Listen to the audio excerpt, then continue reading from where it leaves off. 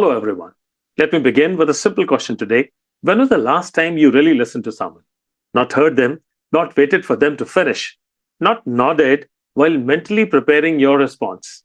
I mean, genuinely listened, because there is a huge difference between hearing someone and listening to them. We hear thousands of things every day: emails, meetings, instructions, complaints, suggestions, opinions.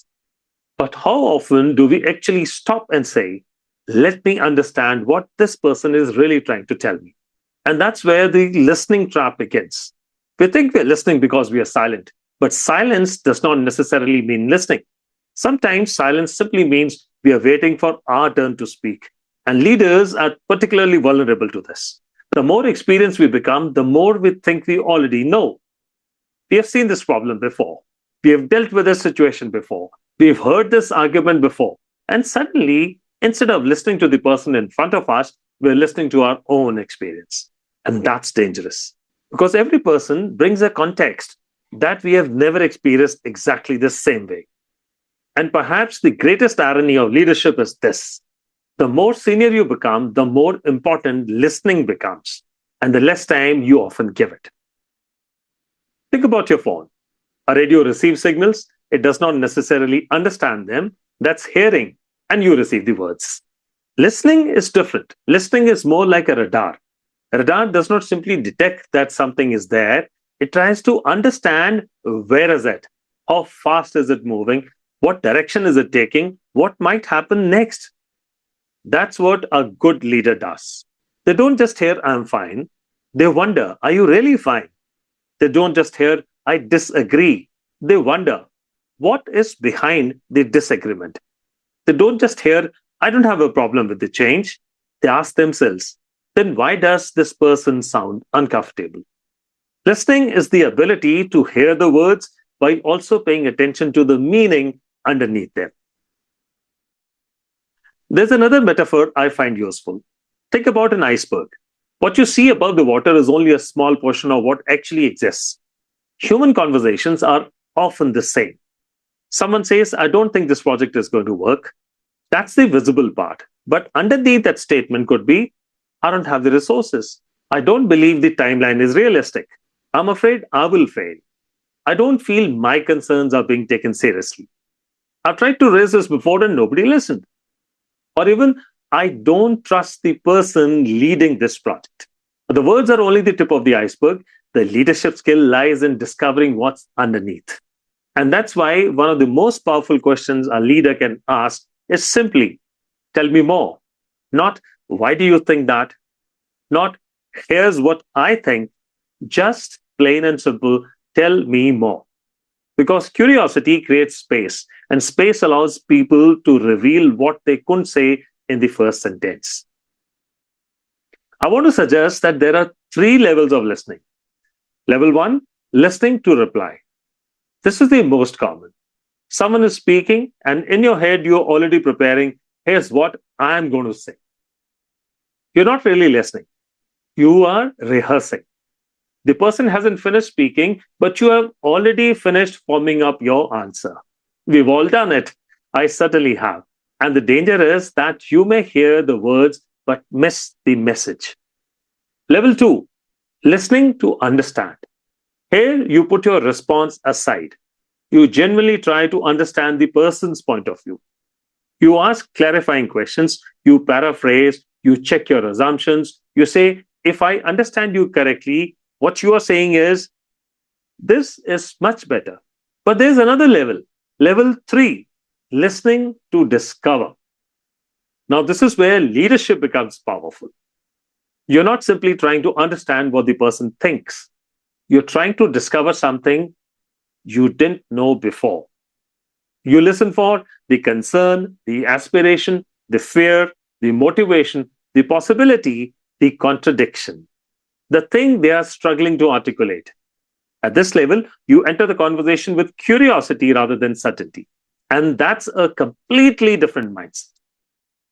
Here's a simple mental exercise. Imagine that during every important conversation, there is an empty chair beside you. That chair represents the other person's perspective. Your job is not to make that perspective correct. Your job is to allow it to exist. Because one of the biggest barriers to listening is our obsession with being right. We hear disagreement and immediately prepare our defense. We hear criticism and start explaining ourselves. We hear an idea we don't like and we begin dismantling it. But what if, just for a few minutes, you didn't have to be right? What if your only responsibility was, let me understand why this person sees the world this way? Understanding someone does not mean agreeing with them. That's an important distinction. Empathy is not agreement. You can understand someone's perspective and still disagree with their conclusion. But if you don't understand their perspective at all, your disagreement is often with a version of their argument that exists only in your head. Why does this happen? Because leadership creates a dangerous illusion, the illusion of knowing it all. You've accumulated experience, you've solved problems, you've made decisions, you have seen patterns, and experience is valuable. But experience can also become a filter. You start hearing, I've seen this before, and sometimes you have, but sometimes you haven't. The person sitting across from you is not the problem you solved 5 years ago. They are a different person in a different context, with different pressures, different ambitions, different fears. And therefore, the conversation deserves fresh attention. Experience should make us better listeners. It should not make us quicker dismissers. Poor listening isn't just a communication problem, it's a leadership problem. When people don't feel heard, they stop speaking. When they stop speaking, leaders lose information. When leaders lose information, decisions become poorer. And then leaders wonder, why didn't anyone tell me? Because you trained them not to. Think about that. Sometimes the biggest communication problem in an organization isn't that leaders don't communicate enough. It's that people have stopped believing their communication will make a difference. And that's when silence becomes expensive. Imagine driving a powerful car with a handbrake partially engaged. The engine is working, the wheels are turning, but progress is inefficient. That's what happens when a team does not feel heard. People are still attending meetings, still sending emails, still completing tasks, but something is missing. Ideas are filtered, concerns are softened, bad news arrives late, people stop volunteering opinions. The organization continues moving, but with the handbrake on. Good listening releases that handbrake. Because when people believe they genuinely will be heard, they contribute more often what they know. So, how do we actually become better listeners? Let me give you a quick, simple framework. Listen. L, leave your agenda. When the conversation begins, stop planning your response. For those few minutes, the other person's perspective is your priority. Do not solve before you understand. I, investigate with curiosity. Ask questions. Tell me more. What makes you say that? What am I missing here? What concerns you the most in this situation? Curiosity is the antidote to assumption. S, summarize. Don't assume you have understood. Reflect it back. What I'm hearing is that gives the other person an opportunity to correct you. And that correction is valuable. T, track the emotion. Don't listen only to the words. Listen to the energy behind it, the hesitation, the sudden change in tone, the sentence that gets repeated, the subject they keep returning to. Sometimes emotion tells you where the real conversation is. E, empathize before evaluating. Before deciding whether this person is right or wrong, understand why their position makes sense to them. Ask, if I were seeing the situation from their position, what might I be seeing? Only then evaluate. And then, next step. Good listening should not end with thanks for sharing. Clarify what happens next. What would help? What should we do about this? What do you need from me? Listening becomes leadership when understanding leads to appropriate action. Here's perhaps my favorite metaphor for listening. A mirror does not tell you what you should look like. It simply helps you see yourself clearly. Great leaders can become mirrors. They don't immediately tell people, here's what you should do. Instead, they help people see their own thinking. They ask, what do you think is really holding you back? What would you do if you weren't afraid of failing? What outcome are you actually looking for? And suddenly the person begins solving their own problem. That's powerful because when people discover an answer themselves, they own it differently. There's another misconception we need to remove. Listening does not mean becoming passive. It does not mean agreeing with everyone. It does not mean avoiding difficult conversations. And it certainly does not mean allowing poor performance to continue. You can listen deeply and still make a difficult decision. You can understand someone's perspective and still disagree. You can empathize and still hold someone accountable.